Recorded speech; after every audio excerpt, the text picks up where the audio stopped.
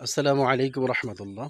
মুনাফিকের আলামত তিনটি: কথা বললে মিথ্যা বলে, ওয়াদা করলে ভঙ্গ করে, ঝগড়া শুরু হলে মিথ্যা কথা বলে। সম্মানিত ভাইরা আমার, আসসালামু আলাইকুম রহমতুল্লাহ। আমাদের ইসলাম ধর্ম অনেক বিধি বিধান রয়েছে, যেগুলো আমরা মানতে পারলে আলহামদুলিল্লাহ আল্লাহ আমাদের অনেক অনেক সওয়াব ফজিলত দান করবে। তার মধ্যে কিছু বিষয় রয়েছে, যে মুনাফিকের আলামত কয়টি? তিনটি। যদি যে কোনো একটি তার মধ্যে থাকে, তার মধ্যে মুনাফিকের লক্ষণ শুরু হয়ে গেছে। মুনাফিকের লক্ষণ তিনটি।